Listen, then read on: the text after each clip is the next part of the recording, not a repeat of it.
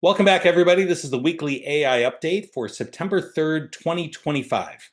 And today we're going to talk about a few things. The one is, we'll do our regular major advances, some of the stuff that's been included, but we're also going to include some new research about how students are using this both in K-12 and universities. We're actually going to include a couple things that people are using to teach students about AI in the classroom. And of course, we're going to talk about some controversies at the end, particularly, the recent issue where a student committed suicide after talking with ChatGPT. So one of the major updates that we have that we're covering this week is just that Claude added agents to the browser. So you've seen a lot of this, come out already with OpenAI. They first, like I said, added the operator in January, and then in July they added the agent, and you can tell the agent to go out and accomplish a certain number of tasks and come back to you, with a report or a conclusion or an action item.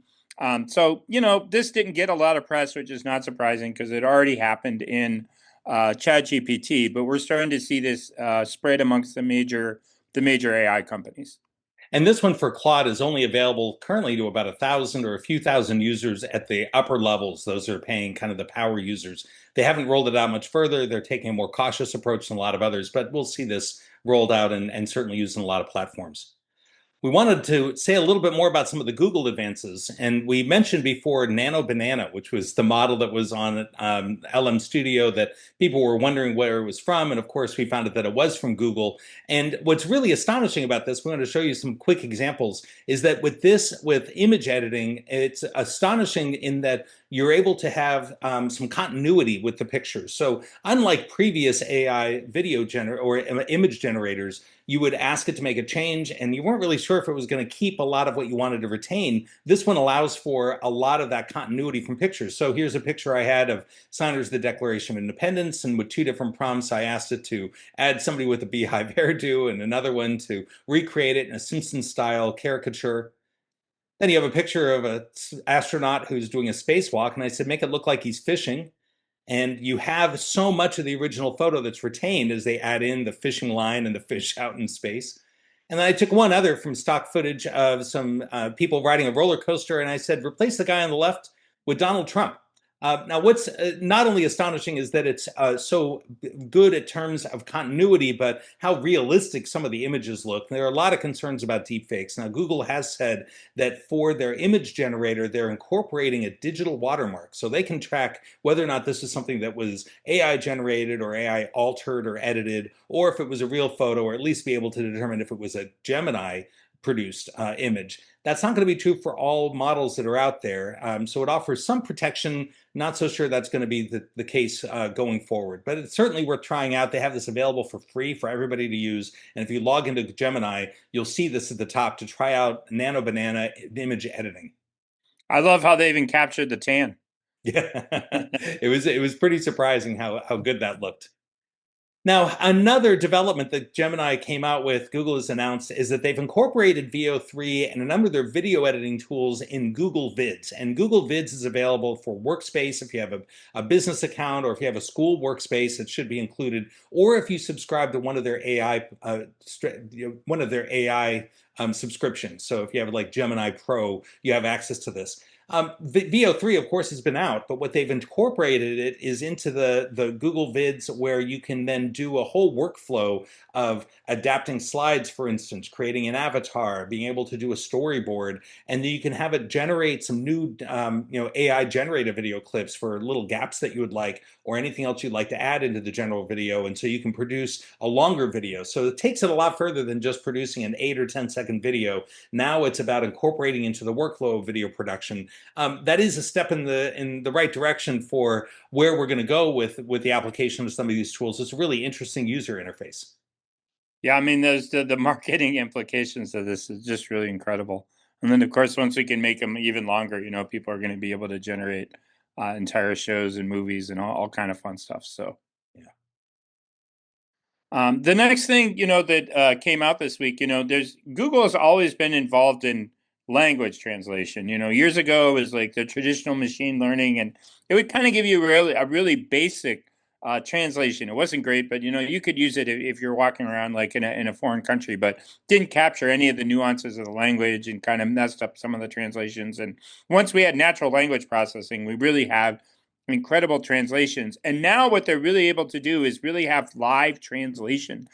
So if you're speaking to someone, just if Anand was speaking another language and I'm speaking in English, and say he didn't speak English, he could really just hear me in like whatever his native language is, and vice versa.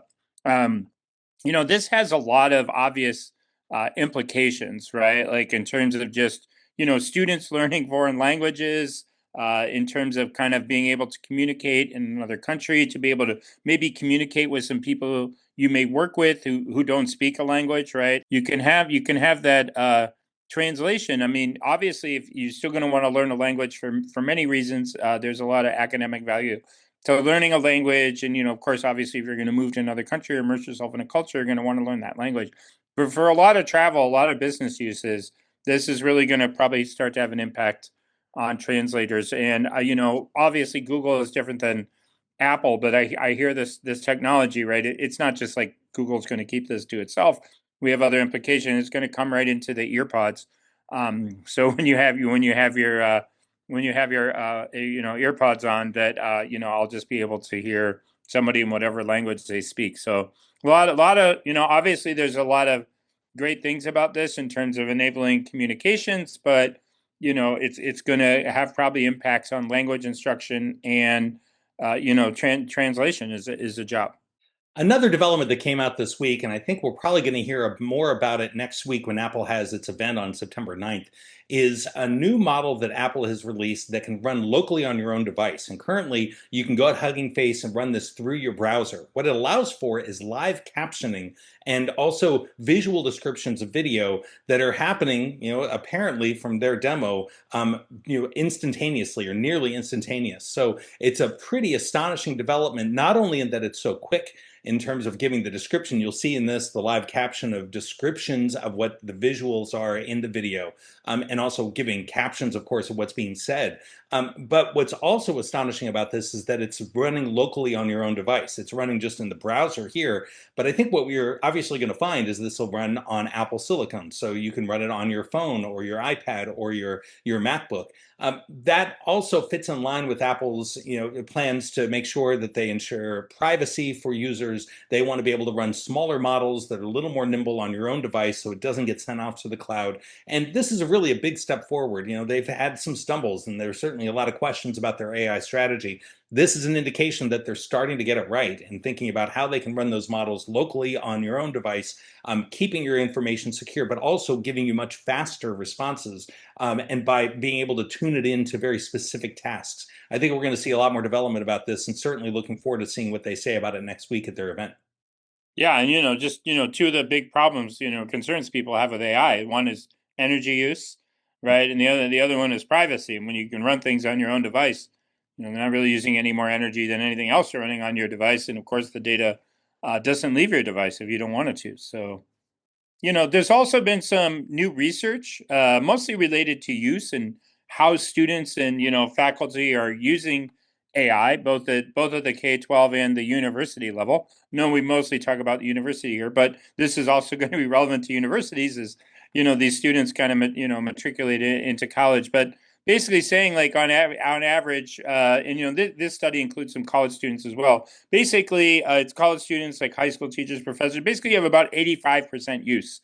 It's a little higher actually for faculty now than it is for students, but you basically have 85% of people in education, right, including the students and the faculty, at least using AI for schoolwork, right? Whether preparing materials, tests, doing research, there's some grading going on with faculty, those types of things, and same with students, right? To help them understand things, to create study guides, and help them build their papers. We'll say it that way, right? So it's really high use, and it kind of gets at kind of this idea that we've been talking about for a long time.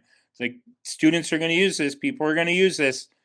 Let's stop pretending that we can stop them from using it, and let's talk about what are the best ways to use this. Let's talk about our learning objectives. Let's talk about, some of the best ways to learn. So, but they're really, really high. It's a 29% increase compared to last year. I think what we're seeing is that it's no longer early adopters that are playing around with AI tools. It's developed kind of a social norm that it's okay to use AI. There's an expectation that people are starting to understand AI tools within their own domain, especially. And for teachers, they're trying to make sure they can get caught up, understandably so, because they know that students are using it. They want to figure out how it can be used responsibly. So that's something to recognize. This is no longer just a niche tool. It's not something that only a few people on your campus are making use of. It's going to be really across the board. Everybody is going to be making use of it, certainly by the end of the fall, if not maybe by the end of the year. And then, this study, but it's just talking about the different uses in higher ed, right? Like the percentage of students who are using it for brainstorming or, editing their writing and checking their work, right? Who's using it like in advanced search engine or using it for summaries. There are some students who are using it to complete assignments, even though just, define exactly what complete means, that just finishing it off or largely relying on it. But, that's 25%. Writing responses, right, or essays, that's 19%. So it does appear, we in the previous study, it was showing really high percentage for use, right? General use in a lot of categories. Here it's showing a good amount of use for different things, but you're seeing a small, yeah, but it's still like close to 20%, right, of students making heavy use of this for their assignments. And now there's this other paper been published, and honestly, it's really one of the best. I may even say it's the best, but I don't want to hurt somebody's feelings. Is paper or article or book that I've also read by Professor Mairéad Pratschke, called "From AI Tools to Systems: Designing Pedagogical Systems for Learning." And in it, I mean, she makes a number of points. You could see them on the screen, but that we need to stop focusing just on like chatbots and chatbots as tools for writing things that we're kind of moving into, and it's kind of emerging. It's not just something that's going to happen in the future, right? Where we have agentic capabilities in AI. We talked about some of those in the past, right? That are just really digital at this point, right? For the most part. The operators, one of the things, operators, agent, and ChatGPT, and what we were showing at the beginning with Claude, and of course we've shown you before with the Comet browser, and then that's going to come into a physical form, right? We're already starting to see that emerge into robotics, and the intelligence of those systems will grow, right? We've talked about AGI or artificial general intelligence, and getting into human levels, right? So we're really going to see, and this is debate about exactly like how smart it'll be relative to us, and is it jagged? But just kind of taking the question, these systems are becoming incredibly intelligent, and their intelligence is going to continue to improve. And they're going to become agentic, which means they can act autonomously like people, and they're going to have a physical form, which will obviously enhance their learning and their physical actions. So we need to kind of think about building learning systems, which he calls pedagogical systems, where we're kind of working together, like with the AIs. They're like part of a community, a learning community. And of course that needs to get fleshed out a little bit in practice. But I really like the paper because it's talking about these other systems. There's so much I read still in education that's just about chatbots, right? That assumes that the only thing we're really going to have is a chatbot. It's how we can protect student work against the chatbot. It's just like a really small focus that kind of ignores a lot of systems, and we need to start thinking about broadly. So, I really encourage anyone in any level of education to read this paper. Yeah, I think what's really remarkable about it is that she is looking around the corner. She's seeing what's coming.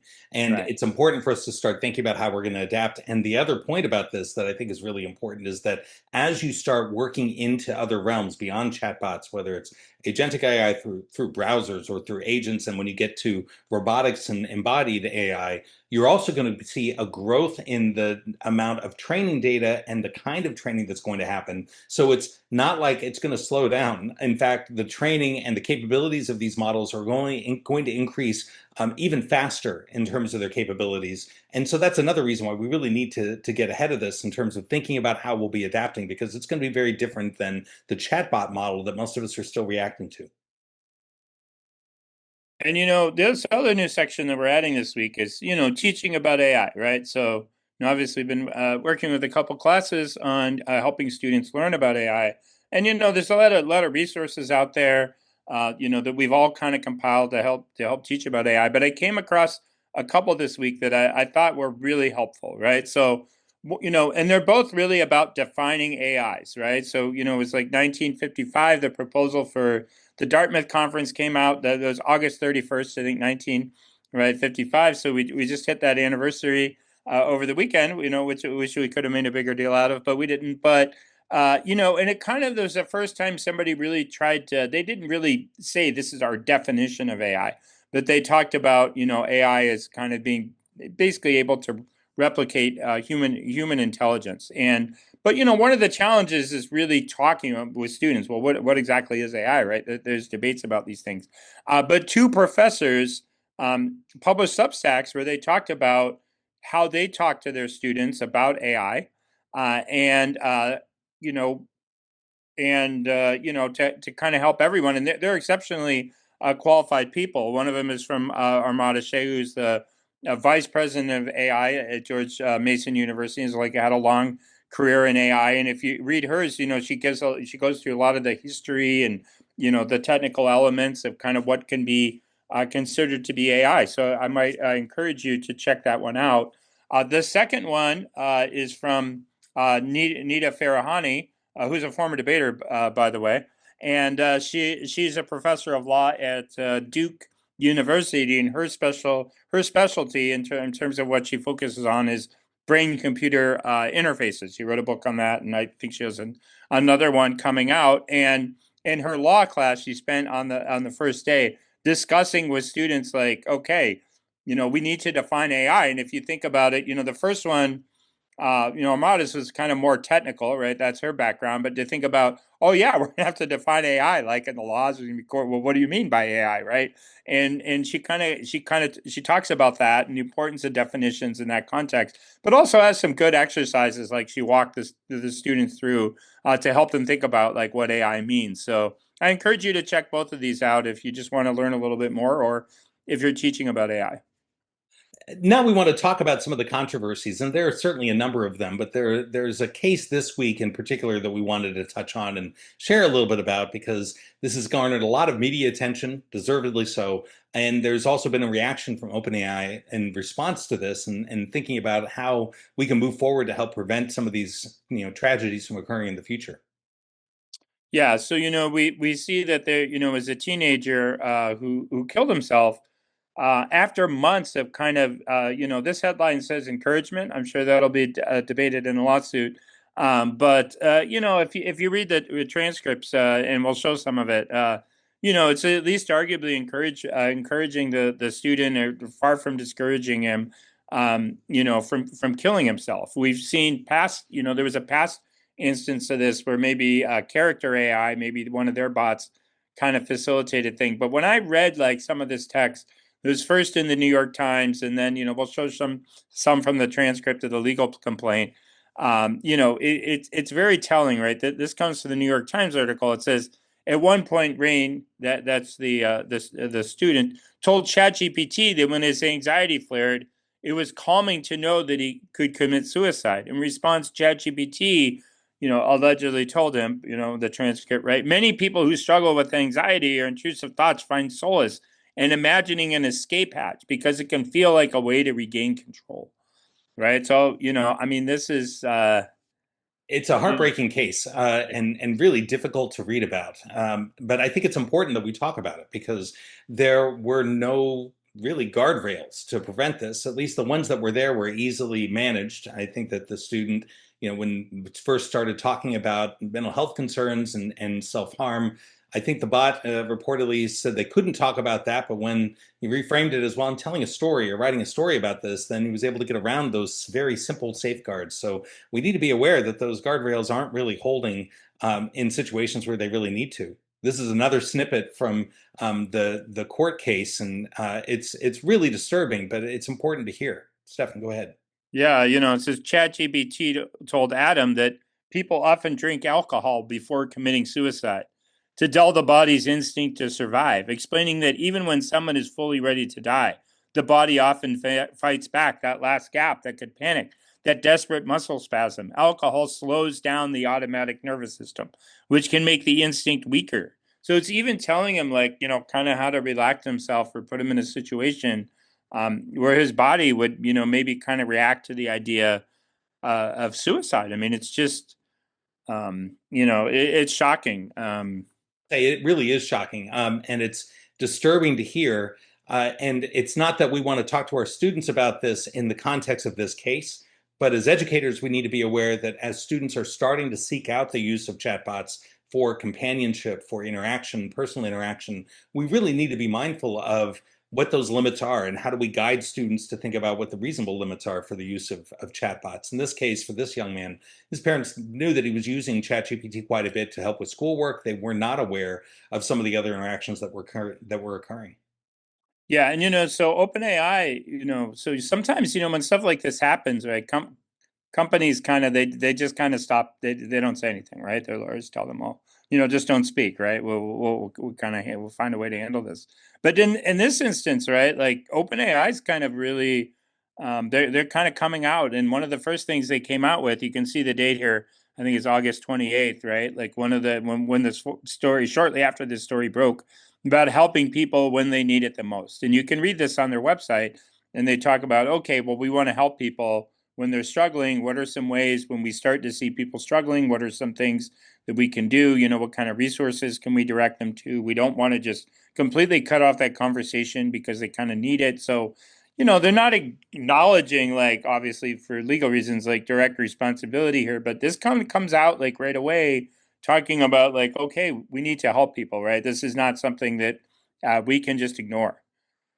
And then, shortly after we saw this, I saw this was published, and obviously wasn't all written in reaction, to that. It was 52 pages long. It was kind of a study that came out of Harvard Business School just about the emotional manipulation by AI companies, right? And we've talked about this like in other contexts, right? In the past, when OpenAI went from they got rid of ChatGPT 4.0 initially, and that upset people, and how people are being emotionally manipulated. And no, that has a lot of advantages for them, right? In terms of kind of keeping people on the system. I mean, there's a lot of companies in history got people addicted to their products, right? So they would continue using them, right? So if you look back, at the tobacco industry, and we could name some other industries. This is not an uncommon industry practice, but it can be used to direct advertising.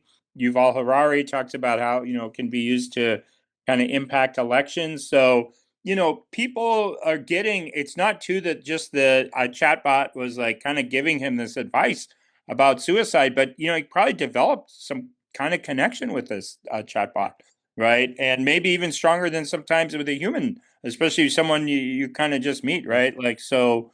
What's also kind of interesting about this is that it's an extension of what we've seen with social media, but in a unique way. Of course, social media has algorithms. Most of the companies have algorithms that are trying to maximize engagement to keep people involved. There were serious concerns, and if we remember from a few years ago of coming out of Meta, where there were internal studies that found Instagram did lead to self-harm for young women, some really dangerous behaviors. And in some of those cases, not just specifically to that one, but with social media, it was often then a discussion of humans using social media and sharing dangerous messages with other humans. This is a little different because it's not just the platform carrying the messages from humans to humans, it's the platform developing the messages as well. So it's another level of interaction. And it's another reason why I think OpenAI feels they're compelled. And maybe if we give them the benefit of the doubt that they want to do it the right way, they really recognize there's a really unique application here that's different than what we've seen in previous technologies. And that's one of the reasons why, not surprisingly, we saw this post that came out just yesterday, September 2nd, coming from OpenAI.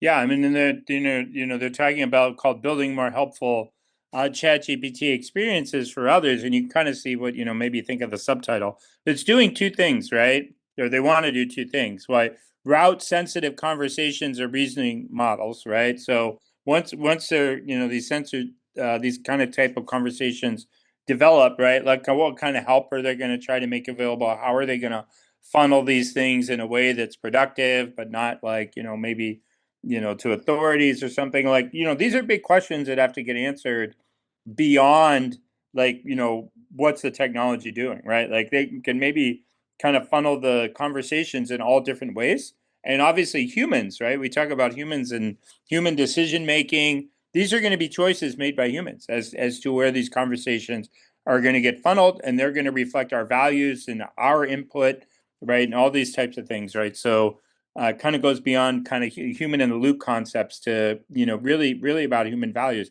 And the second thing, I'm very happy, right? Some types of parental controls on these systems, and that's going to involve. It's going to be a little bit complicated, right? Because a lot of kids are using ChatGPT; they're just creating their own account, right? So we're not sure how it works. If they'll try to do some age verification and maybe somehow attach those to a parental account, or if parents who know their kids are using like ChatGPT, they'll just be able to go in the account and set some controls that maybe the the younger the minors can't override. That would obviously be a little more complicated. We're not sure how this is going to work, but I'm sure that's something that they're racing hard to work on. But I'm glad they're like taking action. Yeah, they're taking some action immediately. Hopefully, it'll be appropriate and it'll go far enough. I think it also underscores that something that we've seen in more media. I was listening to a podcast from NPR's Life Kit today talking about discussing generative AI with your teens, because students are using generative AI, and they had some really great advice in that episode. And I'll put the link within the show notes here in the description of the video so that you can look at it yourself. It's important that we're having these conversations with students so that they understand not just generally how it works or whether or not they can use it for their homework, but also what it means to interact with the chatbot. If it appears to have human companionship, or if it seems to be compassionate, is it really that compassion? Does it really understand the situation the student is going through? Those are discussions we need to have with each other as well as with our kids and with our students. It's really important that we start that discussion. It's going to be a difficult road forward to really navigate all of this. We're in uncharted territory when we're thinking about a tool that is generating responses, that is individualized, that individuals are able to get specific advice and feedback to whatever it is that they're asking about. And it's difficult, if not impossible, to put hard and fast guardrails and protections to prevent all of those scenarios. I mean, we've obviously heard about concerns about, how do I build a bomb, and they try to put protections there. Well, how do we get into discussions about mental health and know exactly where the bright line is between what's appropriate to talk about and what's not appropriate to talk about, or how to give feedback? This is something that it's going to take a lot of work to go forward. It's an important discussion that we have, and we also need to talk about it as educators so that we can give advice as to what tools maybe the parents and the teens are actually seeking out when they're using generative AI, and when it's not appropriate to use generative AI. Yeah, and I think too, and it also reflects back like on some of our earlier conversation because I think a lot of the major companies, right, like ChatGPT, OpenAI, Gemini, Google, like Anthropic, they'll move, to adopt probably similar things. Or who knows, they may end up cooperating in something like this. I think where it starts to get a little complicated is that there's a lot of kind of just AIs out there, so to speak, right, that are often their AI is kind of wrapped in some other app that like kids can download, onto their phones, right, or just use on the web that aren't going to have, right, these type of controls. And then I say reflect back earlier because once this just goes on device, right, then it's not going to kind of maybe trigger something back to OpenAI or wherever else to follow up with it. So to your point about right, it's really important for parents to like learn about these things, to talk with their kids about it. Just like okay, there's not always somebody there with your child, right? Your child has to learn, to make some decisions, like important decisions and think about these technologies. So, really obviously glad that, OpenAI is doing this. We'll hopefully it'll be effective, but, there are broader challenges out there as kind of AI just kind of moves into everyone's phones, their glasses, pins that they wear, all these types of things. So we'll be following this, of course, in the coming weeks and give you some updates about it. But it's not something you should hold off on in terms of discussions with your staff, with teachers, and certainly with parents about. And it's important to start getting ahead of this. The other glimmer of hope is that by having open discussions and with some societal pressure, more of these companies are going to come around to start following through with the guidelines, the protections, the controls that we're going to expect from them. And I think they're more likely to come from the bigger companies. And hopefully we can influence some of those smaller companies to do it as well. But this is another reason to be informed about what the differences between different AI models, different platforms, and what the companies are offering. Well, that wraps it up for for this week's AI update. We'll be back next week with some more updates on developments. We'll include more about the uses of AI in teaching and teaching about AI and some current research.